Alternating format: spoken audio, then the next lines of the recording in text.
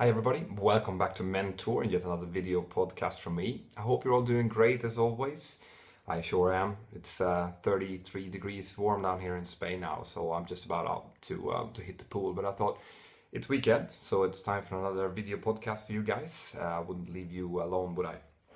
So I have received some questions during the week. Thanks for that. Continue to send in questions because that's the only way that I'll come up with new items to talk about, new topics to talk about. And today I am going to just briefly talk a little bit about the difference between doing your CPL theory only and your ATPL theory as well. And then I'll be talking about some takeoff performance, how we do that, and also some landing performance and what kind of flap settings we choose and why we choose those particular flap settings. So stand by as always to the end. And as always, if you do have follow-up questions, please send them in because I just think it's fun to sit and answer you guys and your questions. Okay, so keep them coming. Right. First thing I'm going to talk about is the difference between doing only your CPL theory and your CPL exams and doing your ATPL frozen theory as well when you're doing your exams during your flight training. So there is a possibility in most flight schools to only take your CPL, your commercial pilot license, and only write the exams for the commercial pilot license and wait with the ATPL. Because obviously you won't be able to lift your ATPL license anyway. You need 1,500 hours of that, so that's going to come way later on. But most schools recommend that you read and write the exams for the ATPL license, the air transport pilot license, already when you do your CPL exams. Now, why is this? Well, it kind of makes sense if you think about it.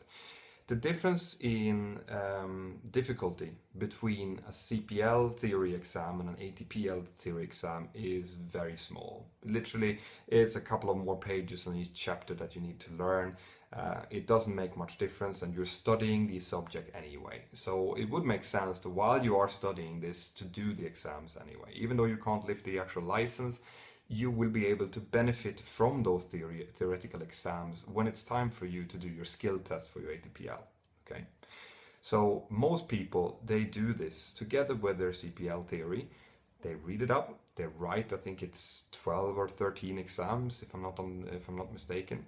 And once that's done and you have your CPL and you lift your CPL, you're going to have what's called a frozen ATPL as well, which means that when it comes time for you to lift your ATPL, the only thing you need to do is the skill test that you normally do in a simulator. And since the exams are already done, you can use those exams and lift your license. Okay. If you don't do that, it means that when it's time for you to lift your ATPL, means that you have 1,500 hours, you might be working for an airline. You have to sit down then and start doing the studying, which is more or less 1 year of full-time studies, okay? Because you will not remember much. It might be 5, 6, 7 years down the road from when you did your exams the first time. You're gonna have to redo everything again. And generally, you would have a job at this point. You would work as a first officer already. So you wouldn't have the time to sit down and do full-time studies anyway. And this is why people do their ATPL exams together with the CPL exams. And I do think it's a great idea. I would not skip that in order to save a couple of bucks. I don't even think that there's much difference in price, to be honest. Especially not if you count in that you're going to have to do it later on, when you actually don't have time to do it. So do your frozen ATPL while you're doing your CPL exams. It doesn't make any sense not to do that. So I hope that answers your question. Now, the next thing that I've received questions about is how we do our performance calculations for takeoff and also for landing. Okay. Now, all different aircraft types have an AFM, an aircraft flight manual, which has all the performance data in it. You also have your QRH, your quick reference handbook, which has a performance in flight chapter, and in that one you can find landing distance calculations for different flap settings and different outside conditions. So there are paper manuals available. However, most airlines, they have adapted some kind of easier system, because if you have actually done your ATPL exams at this point, you know that it is an absolute pain in the ass to do these calculations from the AFM performance graphs. you have to go in with your weight, and then you have to follow a curve that goes down to another curve that goes out to a third curve, and you have to go down that. It is not doable in a 25-minute turnaround. Okay, so most airlines, they have either paper versions of the a shortened kind of performance calculation that takes all different structural and aircraft data into account, and then you only have to go in with, for example, your outside temperature and your wind and your weight in order to see what the performance is. That's what most airlines do.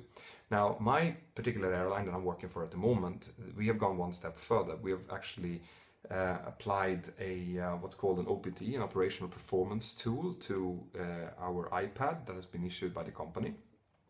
So we do together, me and the first officer, we do performance calculations for, in the beginning of the day, we do a performance calculation for what's called landing dispatch, which is a very simple way of checking that we have the dispatch requirements for landing in the airport that we're going to. The dispatch requirements have some additional length put into it, which means that it is a little bit more conservative. So whilst we do actual performance calculations for landing, for example, while we're airborne, the dispatch puts a couple of meters extra into it in order to make sure that we have a bit of margin to our performance before we go flying. Okay, but to be perfectly honest, unless you're going to an airport which is really short, or that has a lot of performance penalty to it for some reason. It might be slippery, for example. It might be contaminated, the runway. Or you have some kind of performance penalty applied to your aircraft. You might have dispatching with only partial brakes for whatever reason, or your anti-skid might be up and you need to ferry the aircraft back to base or something like that. Unless that's the case, if you're going to a nice dry runway, which is a normal length of more than 2,200 meters or so, the performance dispatch for landing is very rarely going to have an operational effect on you. It still has to be checked, but very, very rarely will it be a problem. However, the the takeoff performance is a different matter. This is something that we do on every single takeoff because it's extremely important that that's correct. There's a couple of things to think about when it comes to takeoff performance. Now, we tried to derate the engines, which means we try to take down the thrust on the engines as much as possible for each takeoff and still stay safe. Okay. The reason we're doing this is because we want to conserve engine life. Now, we could take off with maximum engine thrust on each takeoff. That would be extremely safe in some circumstances. It wouldn't be when it comes to your VMCG calculation, which is something I'll talk about in a different podcast. But it wouldn't make any sense from a commercial point of view. And flying for an airline is all about commercial considerations. You first take the safety into account, and once you make sure that everything is safe, you then put commercial considerations in, and derates is part of that. So we try to take off with as little thrust as possible in order to still have the stipulated legal margins that you need to take off, right? Which means that every single takeoff is going to be different. So on the Boeing 737, which is the one I'm flying, we have three what's called fixed takeoff derates. So our maximum takeoff thrust is 26,000 kilopounds of thrust. 26K is what it's called. Our next derate is 24, and the lowest derate is 22. Okay, so we can choose to either go 22, 24, 26K, and we try to derate to the lowest possible one. That actually limits the amount of thrust that the engine is allowed to output during the takeoff. On top of that, in order to fine-tune it and really get to the minimum thrust needed, we have what's called an assumed temperature derate as well. Assumed temperature is really a way of fooling the engine to think that the outside temperature that it's using is hotter than what it actually is. And by doing that, it's limiting the amount of thrust that it's outputting. So you have different temperatures that you put in. Normally, all engines are flat rated, that's called it. They produce the same amount of thrust up to a temperature derate of about 29 degrees or so. And above 29 degrees, if we put in a temperature derate on top of that, it will also limit the amount of thrust. So let's say that the full takeoff thrust, I'm going to give you an example in a second, it's about 100% N1. Then 24K would be about 94%, and 22K might be about 90%. But then as you put in 33 degrees selected temperature as well, then that would limit it further. So if you go down to 22K, which is 90% N1, put in 35 degrees, it goes down to 87%, as an example. And that's the actual thrust that the engine will output during the takeoff roll. And that's also, when we put in all our figures, that is what's going to give you the required margins, but also saving the engine life as much as possible. So how do we actually do this? Well, I hope you see this, guys. There might be a little bit of glares in it, but this is how the performance tool looks. So if we start up here, we have the airport that we're using. So in this case, it's Lima Echo Golf Echo, which is Girona. It is runway 20. So the engine, performance tool knows how long that runway is, and also what kind of slope and runway characteristics it has. Then we have the minimum climb gradient, the MACG, which is the misapproach climb gradient. Actually, sorry guys, that I'm actually looking at the landing performance already. We'll start with the takeoff performance. So it's the same thing here. Takeoff performance, Lima Echo Golf Echo Girona, runway 20, and it has an ET connected to it here. That stands for emergency turn. That's a company procedure in case we have an engine failure after takeoff. So it means that we have to brief that separately, that we have to turn basically in a specific way in order to maintain our margins for terrain clearance. So the runway condition in this case is dry. The wind in this example, 0 to 0 degrees to 10 knots, which means that we have 10 knots of tailwind. So that would severely have an effect on our performance margins. Outside air temperature, 27 degrees, that will also have an effect. And QNH is 1013, so pretty much standard. Okay, if we continue, then we see that we'll start with 26K with an ATM max.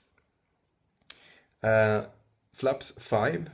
Air conditioning is set to auto. You can also choose to have the air conditioning set to off there, and that will give you a little bit of extra performance.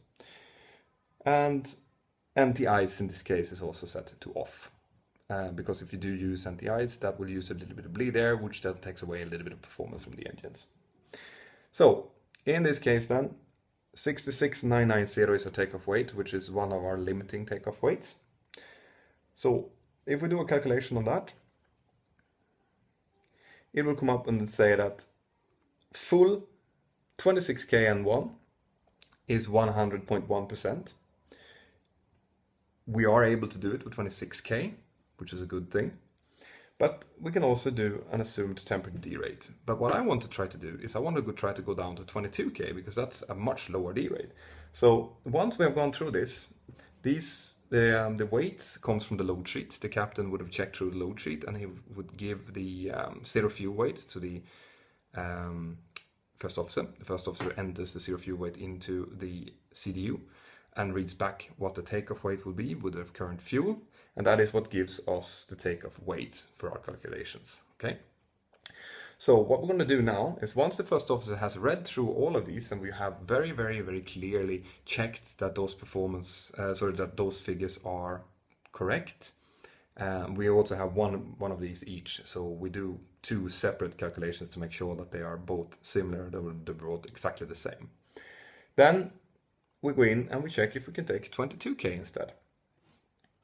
Same conditions, and it says no takeoff allowed. So we can't use 22K, right? But we want to try to see if we can make it a 24K instead. Same conditions. No. So no takeoff allowed. So 26K it is. Go back to 26K, because we do know that we can do that. Great. But the full N1 that we said was 100.1, we can do an assumed temperature derate. And it says here, if we input 31 degrees, it will give us an N1 of 99.5, which is a slight reduction, and we're still within our performance margins. So this is what we would do. We would input 31 degrees into our assumed temperature in the FMC. We make sure that it reflects 99.5, which is our calculated N1. And then we'll take the speeds, which is associated to that. In this case, the V1 is 138 knots, which is, as I described before, our decision speed. Our VR is 140, so 2 knots above that. And then our best climb speed, V2, is 149 knots. So the first officer will then take these, he would select them on the CDU and also select V2 up on the MCP. Okay, so that's in essence what we do. The captain is the one that's responsible for doing to making sure that load sheet is correct. Once he or she has done the load sheet, then we start this procedure. So that's what we do for takeoff performance. If you have questions on that, please let me know and I'll go in further into it. We'll probably, if I do get hold of a simulator, this performance calculation, how we actually input things into the CDU will be one of the things that I will include, okay? So now we talked about the landing dispatch, which is just checking basically that we can land at the airport we're going to, but that's prior to us taking off. So what we want to do then is what I actually started with, which is the landing en route calculations. All of these performance calculations are also available in the QRH, in the performance in-flight chapter and normal performance chapter. But we still use our operational performance tool to do these calculations now. So let's see then, if we are going to go in and we're going to land in Girona, we'll do the same thing, exactly the same thing actually. So Girona, runway 20, 2.5% missed approach climb gradient. The runway condition is good, wet in this case, so it might have been raining. The wind is 202 knots, which means that we have 2 knots of headwind. QNH transfer 13, and what we start with is, we'll start with flaps 30, generally, for noise reasons. So flaps 30, we will fly a little bit faster. It will create a little bit less noise actually by doing that. And generally handling characteristics with flaps 30 is a little bit easier as well. So flap 30, and the air conditioning sets to auto, anti-ice is off. We have all brakes, so we can see what all our automatic brake settings will give us. There's no non-normal checklist, which means that there's nothing wrong with the aircraft. If we would have something wrong, if we were doing a single engine landing, for example, we can input that, or anti-skidding up, or pretty much anything is available from the system. Reverses, all operational. So reverses will have an impact on our landing distance if the runway is wet. It won't have much impact on the landing distance if it's dry. However, it will have an impact on our brake cooling schedule, which is a different thing. So landing weight in this case, the example I'm using is 63 tons, and the VREF add-on, which is our add-on to the fly speed, is 5 knots. That changes with wind. So we tend to take half of the actual headwind component as an add-on. So if I would have had 12 knots of headwind instead, the VREF add-on would have been 6 knots. So let's have a look then. We calculate the landing distance, and what it comes out with is that we can actually use auto brake 3 in this case, because the landing distance available is 2,240 meters, and with auto brake 3 it will use a landing distance of 2,179 meters. Now I would think that would be on the tight side. I wouldn't be very happy with using such a tight landing distance. So in this case, when the winds are low, I would probably go to see what flaps 40 is doing instead. So flaps 40, I've selected that instead. We do the same calculation, same winds and same conditions. And we see that now our landing distance is 2,004 meters instead, which means that I have a 240 meters margin almost, which makes me more happy. All right, so in this case, I will go for flaps 40 landing because we're heavy and because I see what kind of distance of margins I have. Now, when it comes to selecting flap settings otherwise, the other considerations that you might have is whether or not you have gusty winds. The reason for that is that flaps 40 has a maximum speed of 162 knots. Flaps 30 has 175 knots.